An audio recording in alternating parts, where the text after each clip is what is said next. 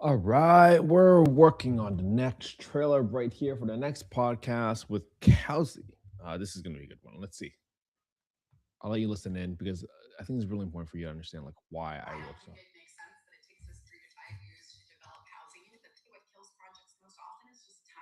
Why does it take so long to build housing? I think the number one driver is how long it takes us to put together the financing.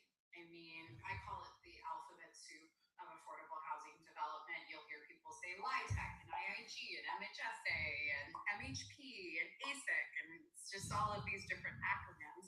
And each of those programs oftentimes are on separate application schedules, have different requirements about how far you have to be in your design or your entitlements in order to be competitive. And so what folks like Jamboree's job is to do is to figure out how do we line that up in the most efficient way possible. I'm sure you've had other developers on here that have talked about if you miss one of those cycles, it's not like it is market rate where you go to another vendor, have another conversation, and you're back on track in 3 months. Oftentimes, either not being competitive or not getting an application in means that you're adding another 6, 9, 12 months onto these developments. And so it's really helping cities understand that the part that they can control, which is how quickly they approve our project, is really, really critical to getting us to that phase where the actual work is happening. Putting together the different financing.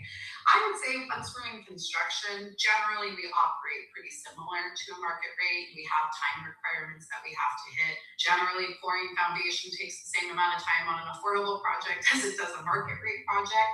It's really that 2 to 3 years of cobbling together those tens of millions of dollars of gap financing that take a really long time, especially in a financial environment right now where money's just really tight. How does Jamboree finance your development deals typically? I would say 80% of what we do is traditional LIHTC transactions, but that's starting to change a little bit as those programs become more and more oversubscribed or there's a lack of soft financing. But we are a LIHTC developer for lack of soft or more become programs bit as change a little bit as those programs to change starting to change a little bit as those programs. Take out the, let's see, take out the section, take out the row with the, what's that, 155 to 156.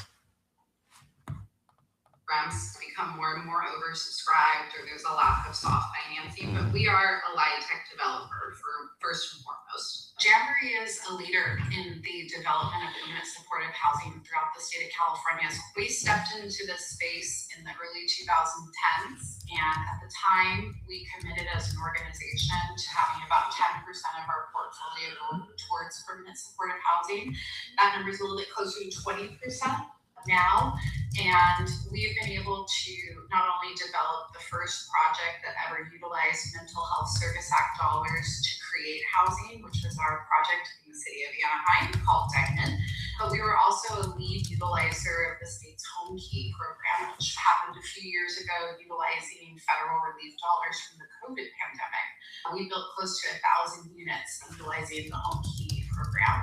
With permanent supportive housing, housing is simply the platform in which we deliver the services. And why 92% of people stay housed in a Jamboree permanent supportive housing unit once we house them is because we bring all of those things on site. Suddenly, you don't have to traverse the entire county to be.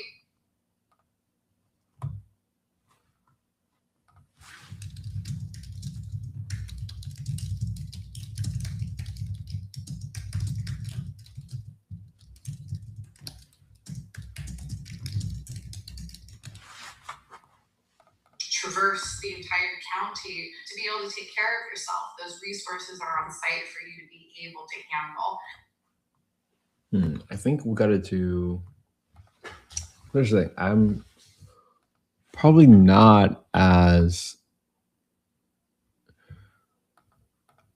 focused on that part, right? I think when I listen to the whole podcast, let's see.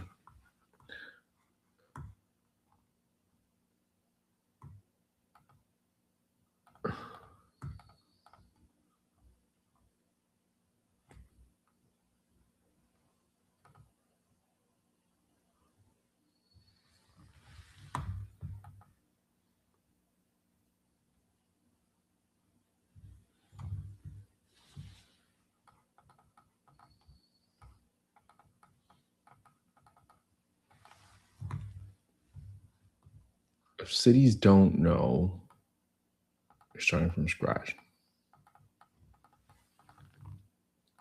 It's 3 to 5 years.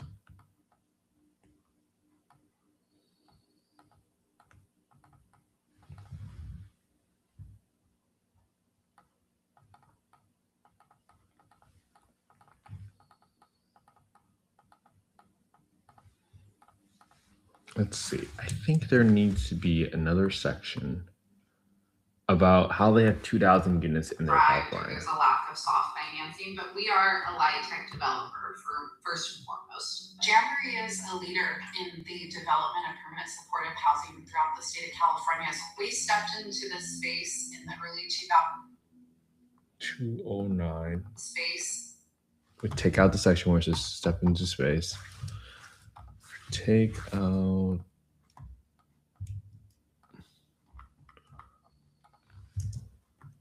who's going to live there, right?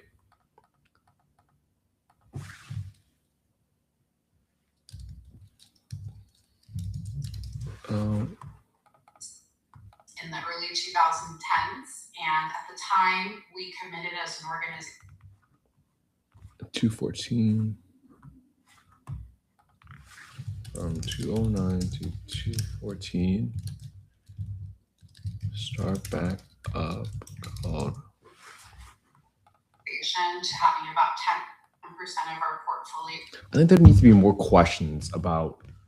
So I'm gonna give that comment to my editor. I think there needs to be more questions about, or more content specifically surrounding how they have 2,000 units in their pipeline, and more importantly, what other information do they need to do to teach the cities why it takes so long to build affordable housing. Yeah, I think that's going to be a really good one. I think we can take out the section project right now. In the city of Anaheim called Diamond, but we were also a lead utilizer of the state's home key program, which happened a few years ago, utilizing federal relief dollars from the COVID pandemic. We built close to 1,000 units utilizing the home key program. With permanent supportive housing, housing is simply the platform in which we deliver the services. And why 92% of people stay housed in a Jamboree permanent supportive housing unit once we house them is because we bring all of those things on site. Suddenly, you don't have to traverse the entire county to be able to take care of yourself. Those resources are on site for you to be able to handle. Traverse the entire county. Yeah, I think that's a really good point. Let's see.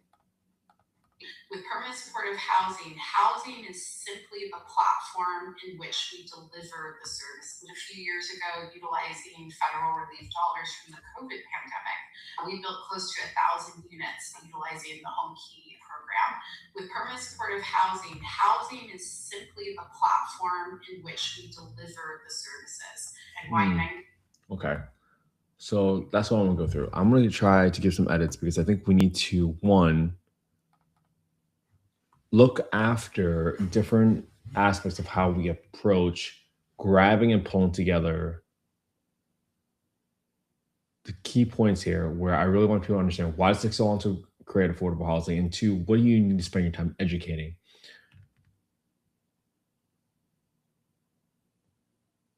Yeah, I think we should have examples of how people partner with Jamboree Housing instead, which is probably even more important. All right. Thank you, everybody. I'll see you all tomorrow for day 869. You see another version of this as I kind of work through it, because the first trailer is so important. I need to give as much value as possible to people so that they feel like it's worth a while of their time to continue listening to the rest of the conversation. Really, really important. So that's why I spend an outsized, disproportionate amount of my time here editing the front 10% of the podcast videos. Have a good one, everybody. See you tomorrow.